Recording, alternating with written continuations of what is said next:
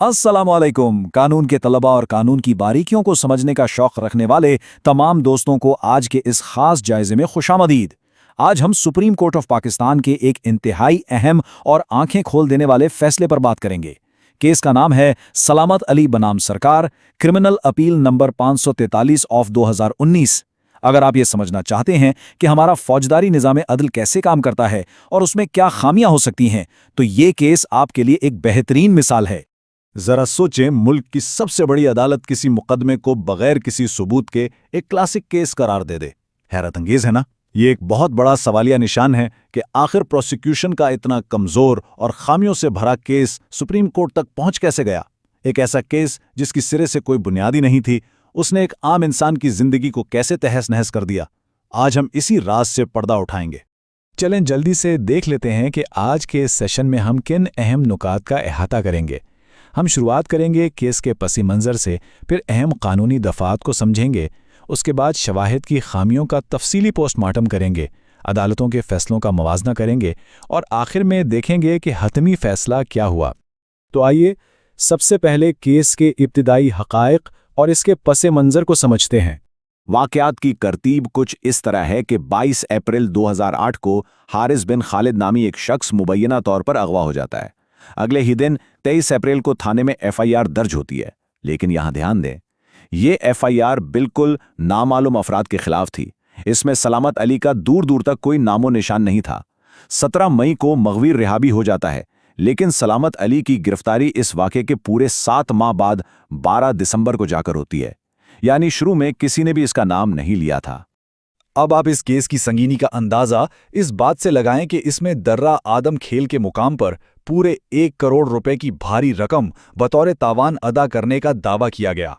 जाहिर है, जब इतनी बड़ी रकम मुलव्विस हो तो केस के हाई प्रोफाइल होने में कोई शक नहीं रहता। आगे बढ़ते हैं और अब जरा इन कानूनी दफात पर नजर डालते हैं जिनके तहत यह मुकदमा चलाया गया। मुलजिम पर 2 इंतहाई संगीन और सख्त सजाओं वाली दफात लगाई गईं। पहली, ताज़ीरात पाकिस्तान की दफ़ा 365A जो तावान के लिए अगवा से मुताल्लिक है, और दूसरी इंसदाद दहशतगर्दी एक्ट यानी ATA की दफ़ा 7E। कानून के तालिब इल्म बखूबी जानते हैं कि ये कोई मामूली दफ़ात नहीं है। 365A तब लागू होती है जब अगवा के बाद तावान का मुतालबा किया जाए, और दहशतगर्दी की दफ़ा तब लगती है जब इस फेल से मुआशरे में खौफ व हिरास फैलाना मकसूद हो।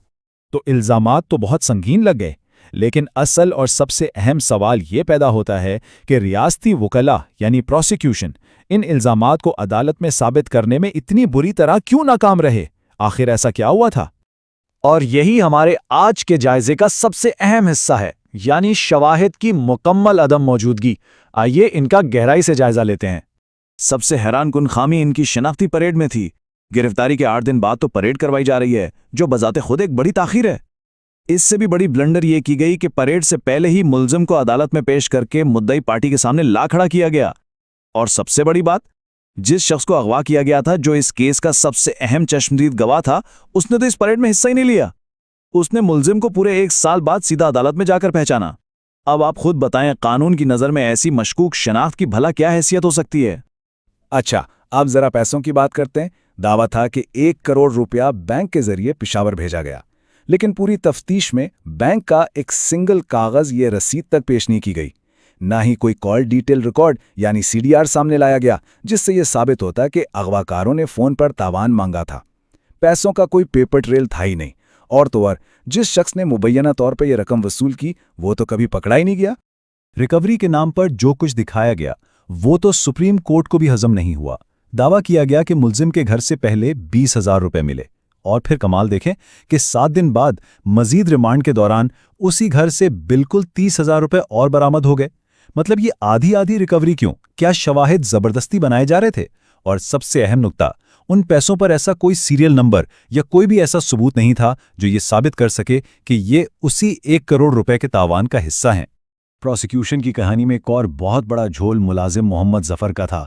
ये शख्स मुबैना तौर पर अगवा के वक्त जाए वकुआ पर मौजूद था, लेकिन हैरानंगेज तौर पर उसे अदालत में गवाही के लिए कभी बुलाया ही नहीं गया। कानूनी शहादत ऑर्डर का आर्टिकल 129 वाज़े कहता है कि अगर आप किसी अहम गवाह को जानबूझकर छुपाते हैं तो अदालत ये फ़र्ज़ करने में बिल्कुल हक बजानिब है कि अगर वो शख्स गवाही देने आता तो वो प्रोसिक्यूशन के खिलाफ ही बोलता। इस एक गलती ने केस को मजीद खोखला कर दिया। चलें अब देखते हैं कि जब ये केस मुख्तलिफ अदालतों से गुजरा तो उनके फैसलों में क्या वाज़ेह तज़ाद था।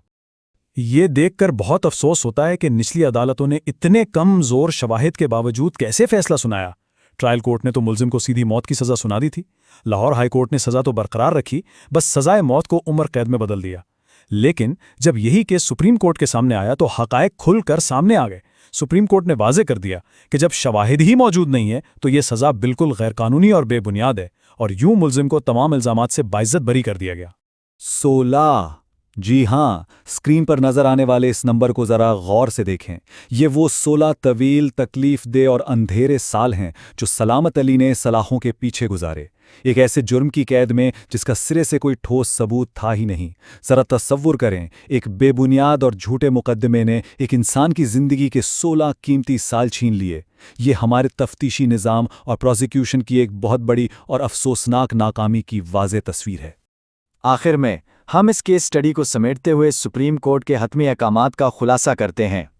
सुप्रीम कोर्ट का हतमी फैसला महज एक बरीद का परवाना नहीं था, बल्कि तफ्तीशी इदारों के लिए एक सख्त पैगाम था।